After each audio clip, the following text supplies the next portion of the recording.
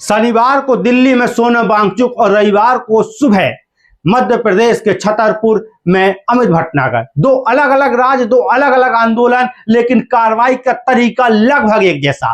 क्या सिर्फ medical emergency थी या फिर आंदोलन खत्म करने की प्रशासनिक रणनीति? आज इस पूरे मामले को तथ्यों के आधार पर समझेंगे। नमस्कार, मैं हूं संजय सिंह महान और आप देख रहे हैं यूपी ताजा न्यूज। मध्य प्रदेश के छतरपुर जिले के कुपी गांव में केन बेतवा लिंक परियोजना के विरोध में 17 दिनों से चिता आंदोलन चल रहा था।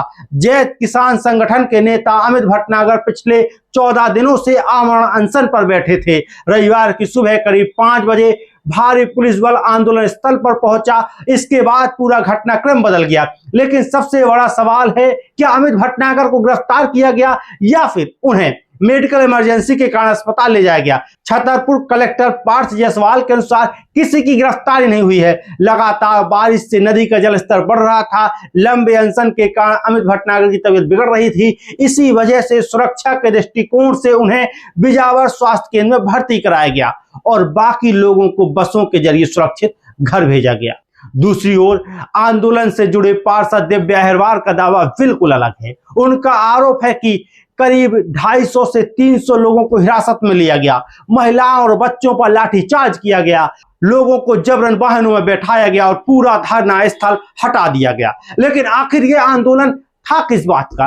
केन बेतवा लिंक परियोजना है क्या? यह लगभग 44,000 करोड़ रुपए की लागत वाली देश की पहली नदी जोड़ो परियोजना है। इसका उद्देश्य मध्य प्रदेश की केन नदी का अतिरिक्त पानी 221 किलोमीटर लंबी नहर के माध्यम से बेतवा नदी तक पहुंचाना है, ताकि बुंदेलखंड के सूखाग्रस्त क्षेत्रों में सिंचाई की सुविधा बढ़ सके। इस परियोजना से 24 गांव प्रभावित हो रहे हैं। इनमें 8 गांव सीधे डूब क्षेत्र में हैं, जबकि 16 गांव पन्ना टाइगर रिजर्व क्षेत्र में आते हैं। करीब 3700 परिवारों के विस्थापन का अनुमान है। प्रभावित परिवारों का कहना है कि उन्हें मुआवजा और पुनर्वास को लेकर कई शिकायतें हैं। इसी कारण 3 जुलाई से आंदोलन शुरू हुआ। 6 जुलाई को अमित भटनागर आमरण अनशन पर बैठ गए। आंदोलन के दौरान जल सत्याग्रह, सूली सत्याग्रह और प्रतीकात्मक चिता आंदोलन जैसे विरोध के तरीके अपनाए गए।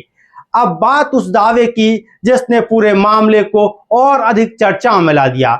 400 करोड़ रुपए के कथित घोटाले का दावा। आंदोलन से जुड़ी पार्षद दिव्या अहिरवार का आरोप है कि अमित भटनागर रविवार को केन बेतवा परियोजना से जुड़े लगभग 400 करोड़ रुपए के कथित मुआवजा घोटाले संबंधी दस्तावेज सार्वजनिक करने वाले थे।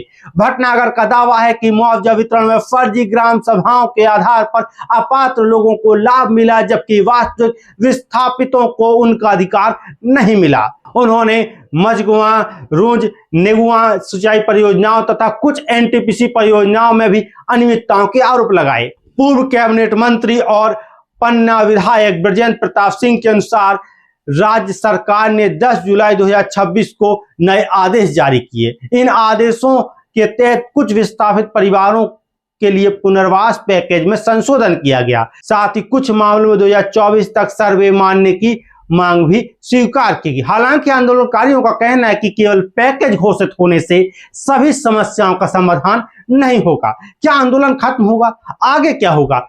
धरना स्थल जरूर खाली करा दिया गया है, लेकिन अमित भटनागर ने कहा है कि उनका अनशन जारी रहेगा।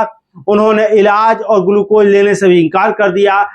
उन्हें पहले बिजावर स्वास्थ्य केंद्र और बाद में छतरपुर जिला अस्पताल रेफर किया गया। वहीं विपक्ष ने पुलिस कार्रवाई की निष्पक्ष जांच की मांग की है। इस परियोजना को लेकर पर्यावरण संबंधी चिंता भी लगातार सामने आती रही हैं। डीपीआर के अनुसार दोधन बांध बनने पर पन्ना टाइगर रिजर्व का लगभग 6017 हेक्टेयर वन क्षेत्र भी डूब क्षेत्र में आ सकता है। कुछ शोधों और 2019 की सेंट्रल एम्पावर्ड कमेटी की रिपोर्ट में भी टाइगर रिजर्व के इकोसिस्टम पर संभावित प्रभाव को उल्लेख किया गया है। वहीं केंद्र सरकार का कहना है कि wild life institute of India की योजना के अनुसार पर्यावरण संरक्षण और वन्य जीवों के लिए आवश्यक उपाय किए जाएंगे। फिलहाल एक तरफ सरकार इसे विकास की बड़ी परियोजना बता रहा है, दूसरी तरफ विस्थापित परिवार अपने अधिकारों और पुनर्वास को लेकर संघर्ष कर रहे हैं। प्रशासन और आंदोलनकारियों के दावे अलग अलग हैं। आगे की जांच और आधिकारिक प्रक्रिया के बाद ही कई आरोपों पर स्पष्ट तस्वीर सामने आएगी। अगर आपको यह विश्लेषण उपयोगी लगा हो, वीडियो को लाइक करें, अपने विचार कमेंट में लिखें, चैनल को सब्सक्राइब करें। मैं हूं संजय सिंह महान, मैं फिर मिलूंगा आपसे अगली खबर के साथ। तब तक के लिए नमस्कार।